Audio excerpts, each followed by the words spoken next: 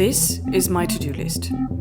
That's the list that basically decides when I can go again and try to get a permit for the car I purchased. A car I want to take on my biggest adventure so far. And if that doesn't work, my whole trip can't be made.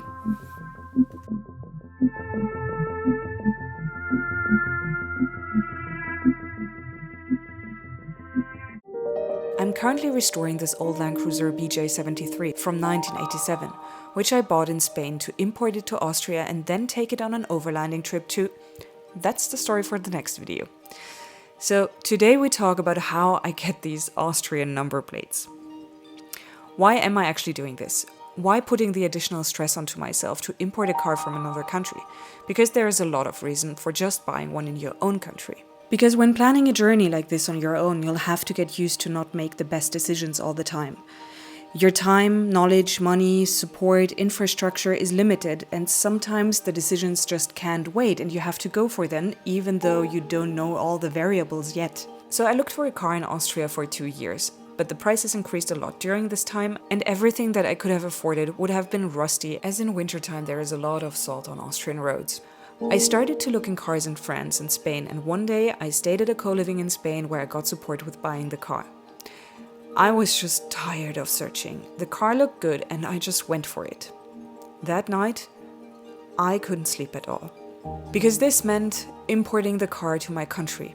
I had my first appointment with the Austrian authorities already and didn't get the permit, but I did get a list. I do have the list from the Landesprüfstelle, which is the name of basically the office who decides if I can import and get a permit for the car.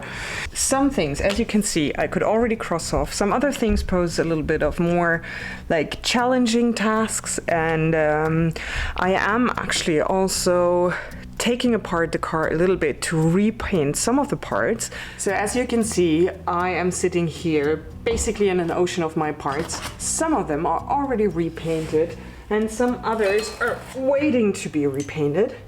The reason why I actually do is the car is in a pretty good condition, so there is no major rust, but there is a little bit of surface rust. And there is a mixture of an old wax layer and a lot of dirt on the car.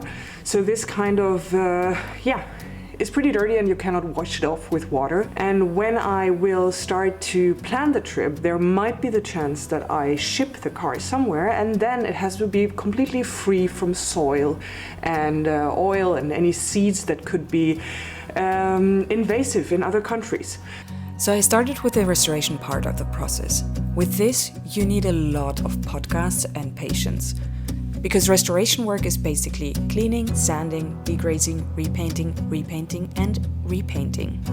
And while I did the restoration part on my own, I'm also a complete newbie to mechanics, so I got a little help. This is Michelle. You might recognize her from previous videos. She's the soul of my project. A person who didn't only encourage me a lot to pursue my slightly stupid idea about this, but also throws in mechanical knowledge and experience. And the courage to use some fire to get screws open. With her help, things went faster and were a lot more fun.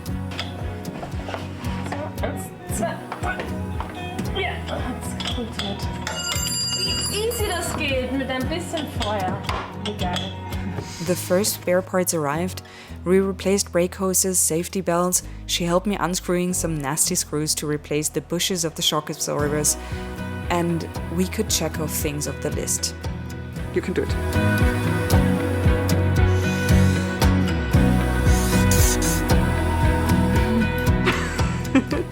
That was still the part that was still quite straightforward.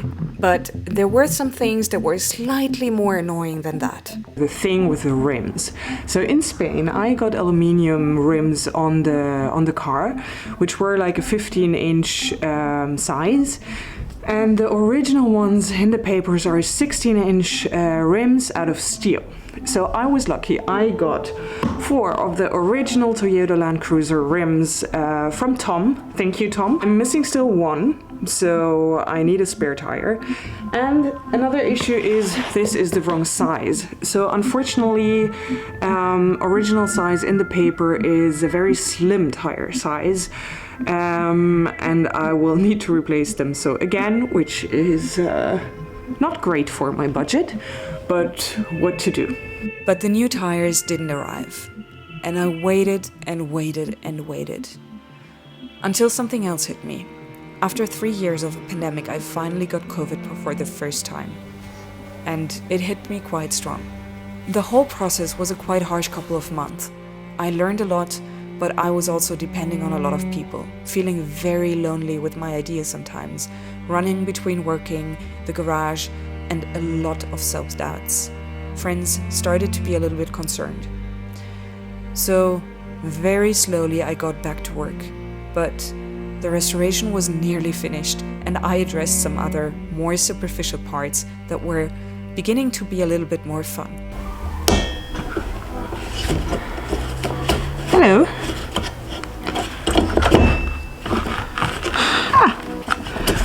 I replaced the windscreen wiper. Over time, very, very slowly, I crossed the last things off the list. Stoßstange und Teile vorne wurden abgeschliffen, entfettet und lackiert. Schutzblech auch.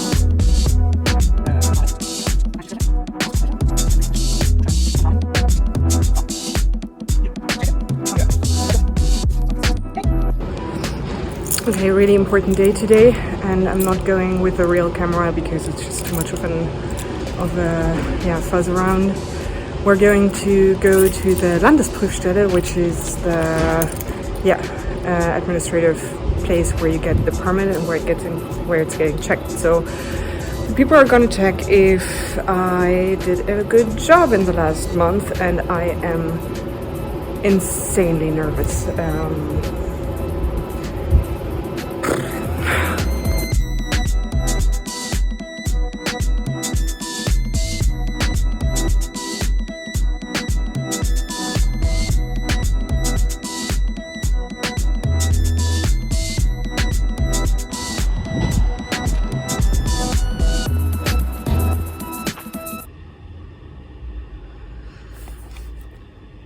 We made it. We actually made it. A positive permit, a permit to be on the roads, and now I'm super relieved. It was okay, but the anxiety to maybe still don't pass, and that there might be a car in a garage that I don't own, which cannot be moved, that was kind of stressful, but it paid off, and yeah, really relieving. Okay, so this is the first ride. I'm just like making a little break in the middle of nowhere, and I'm letting it sink in that this worked out. I can just drive wherever I want now. I think it still will take some time. I cannot really believe it yet. But let's see.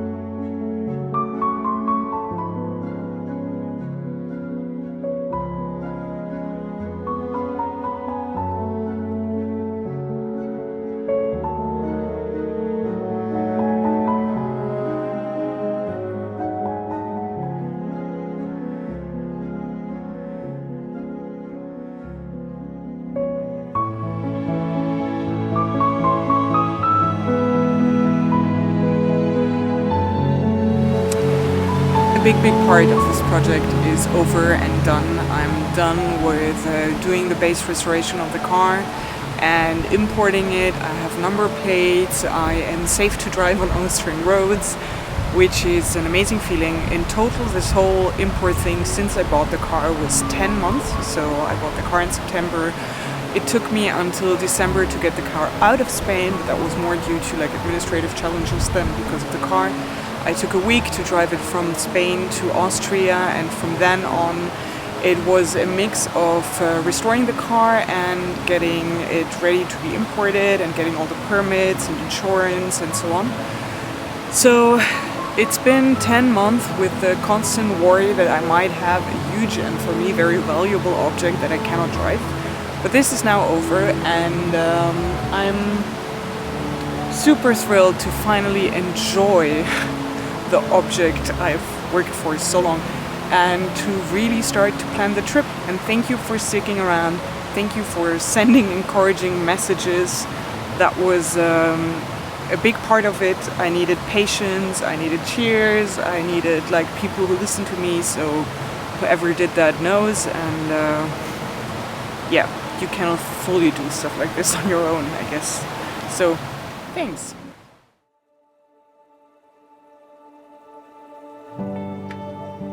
I've been mentioning my overlanding journey over and over again without really specifying where I'm gonna go, how far I'm gonna go, and how long I'm gonna go. The reason was just simply I didn't know. It changed so many times, but I now finally made a decision and I'm ready to share it with you.